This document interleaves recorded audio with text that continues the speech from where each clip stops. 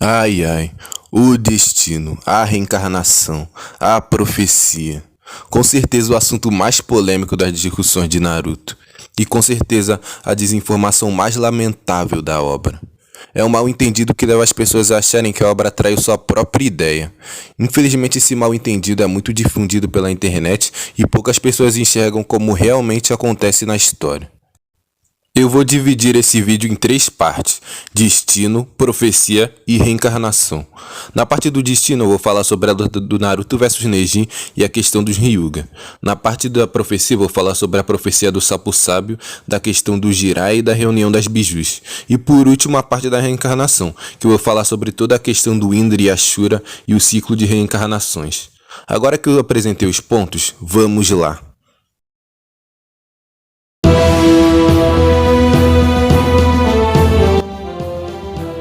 O tema do destino é apresentado na luta do Naruto versus Neji, onde Neji mostra sua visão de que as pessoas têm um destino traçado assim que elas nasceram, um destino fatalista que não pode ser alterado.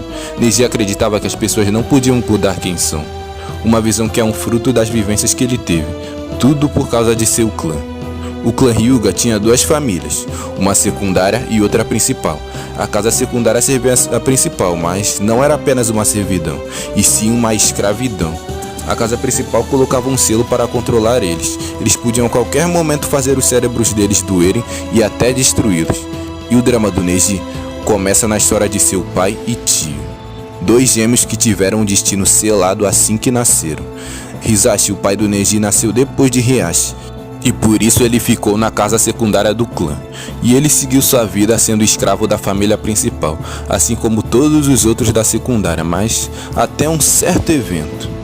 A aldeia da Folha e a Nuvem fizeram um acordo de paz, mas que logo foi quebrado pela Nuvem. Eles foram convidados à aldeia da Folha para celebrar o acordo, mas na verdade era tudo um plano da Nuvem para se infiltrar e roubar o Byakugan dos Hyuga. O ninja da Nuvem tentou sequestrar Hinata, mas foi impedido e morto por Heihachi. A aldeia da Nuvem não aceitou a perda de seu ninja e exigiu a morte de quem matou seu ninja, senão eles começariam outra guerra. A aldeia da Folha cumpriu o trato, mas, ao invés de Heihachi ser morto, Hisashi foi morto em seu lugar, por ser da família secundária. A casa principal oprimiu a secundária, fazendo eles acharem que são destinados a servi-los, como pássaros numa gaiola. Neji presenciou tudo isso em sua infância, e todo esse trauma gerou essa visão dele sobre a vida. Ele pegou essa ideia que era só uma forma de controle e opressão entre membros de um clã, mas ele pegou isso e aplicou para todas as áreas da vida.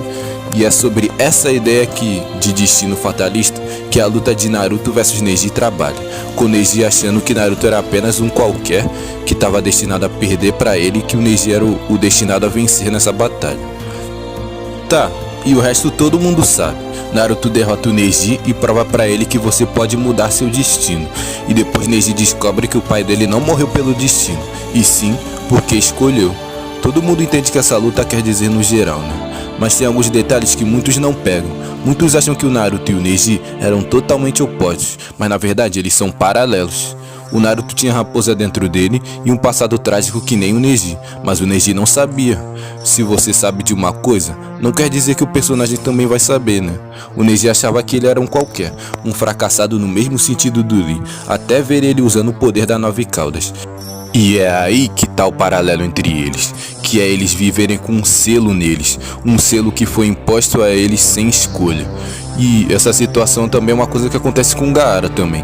O Gaara só prestou atenção no Sasuke por ver que ele tinha olhos de ódio e que experimentaram a dor, mas mal sabia ele que o Naruto tinha passado por uma coisa muito parecida com a dele. Tem muito isso das pessoas acharem que o Naruto não é nada demais sendo que ele é. E outra coisa é o conceito de liberdade pro Neji e Heihachi. Alguns acham que o Neji morrer para salvar Hinata e o Naruto fez ele cumprir seu destino e contradizer a mensagem da luta do clássico. Mas o que o Neji fez foi a mesma coisa que o pai dele fez no clássico.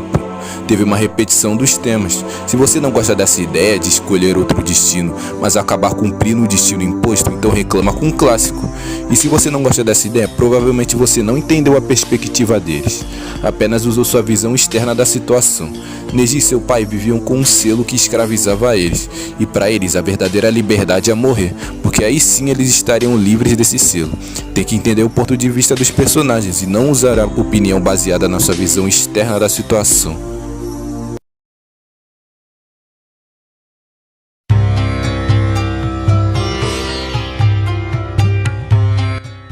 Gamamaru, o grande sapo sábio, teve uma previsão, que o Jiraiya iria viajar pelo mundo em busca de um discípulo que traria grandes revoluções para o mundo, enquanto escreveria livros. E esse discípulo iria trazer ou grande paz para o mundo, ou grande destruição. Isso dependeria de uma escolha do Jiraiya. E o sapo fez outra previsão, sobre uma criança de olhos azuis que iria reunir as bijus. Tá, essa é a profecia. E dessa história da profecia vem muitas críticas e alegações de que isso destruiu Naruto. Ah, ele é a criança da profecia que estava destinada ao sucesso. Ah, Neji estava certo. Errado.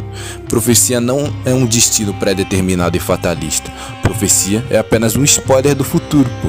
Só isso. Exemplo. Imagina que você derrubou um copo, mas há 100 anos atrás alguém teve uma previsão sobre isso. Isso não significa que você estava destinado a derrubar o copo. Você derrubou o copo por acaso.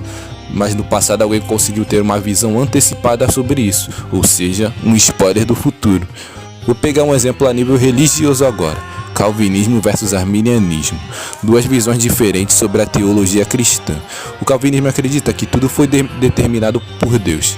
As profecias seriam coisas que Deus predestinou para acontecer. E no arminianismo as profecias seriam visões do futuro e que Deus avisa usando sua presciência. A profecia do sapo seria isso, apenas um spoiler do futuro. Ainda mais que essa profecia nunca teve nada de fatalista e era bem mais complexo. Tudo dependeria de uma escolha do Jiraiya. Se ele falhasse, o discípulo traria grande destruição para o mundo. E acabou que no final tiveram duas crianças da profecia, Naruto e Nagato. E o das bijus, o Naruto reuniu elas por mérito próprio, por ser quem ele é. O sapo apenas teve um spoiler sobre isso. É bem simples.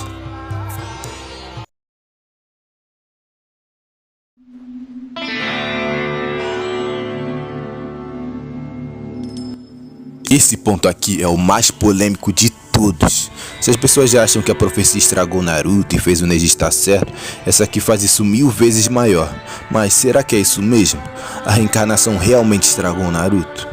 A descoberta da reencarnação aparece quando o Hagoromo, o sábio dos 6 caminhos, aparece para o Naruto e Sasuke depois deles morrerem. Ele fala sobre seus filhos, Indra, o gênio que tinha ideias de ódio, e Ashura, o imprestável que tinha ideias de compreensão.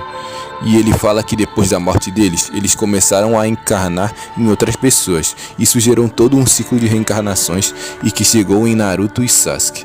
Sasuke sendo o Indra e Naruto sendo o Ashura. E disso as pessoas acham que a história se destruiu.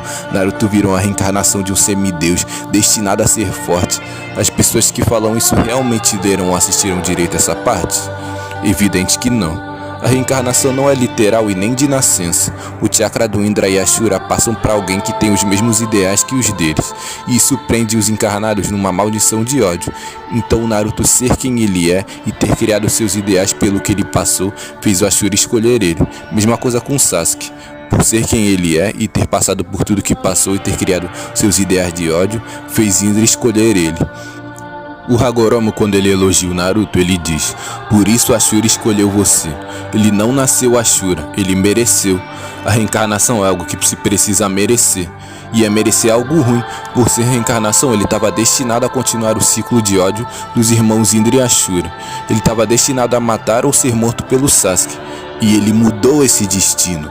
A reencarnação não tem nada a ver com ser privilegiado ou herdeiro. É sobre uma maldição herdada de gerações. Só dependia do Naruto e do Sasuke mudarem e fazer diferente de seus antecessores, como Madara e Hashirama.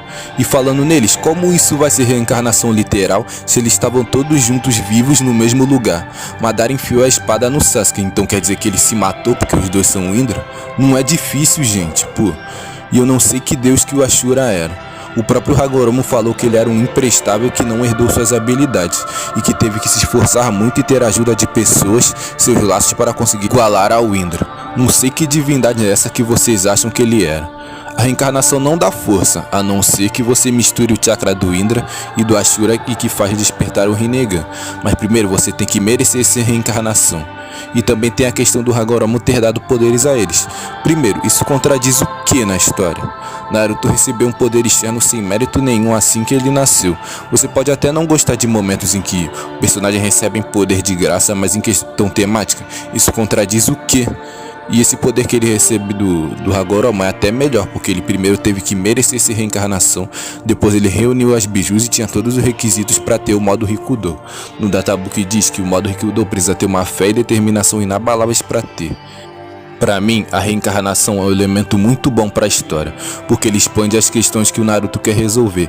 Toda a questão da compreensão mútua, entender a dor das pessoas e convertê-las, resolver o ódio do mundo ninja e converter o Sasuke, que já era uma representação das coisas que ele queria resolver, ganhou uma camada a mais com essa maldição herdada de gerações.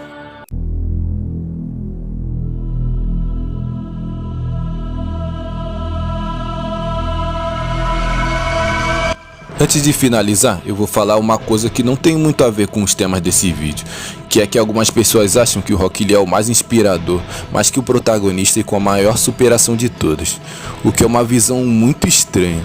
A superação do Rock Lee nem se compara com a do Naruto. Sofrer por ser sem talento e só saber taijutsu não chega nem perto de sofrer ódio e preconceito de uma sociedade inteira, mudar a visão das pessoas, acabar com o ódio do mundo inteiro, alcançar a paz, acabar com as guerras e quebrar uma maldição que ele herdou por ser quem ele é.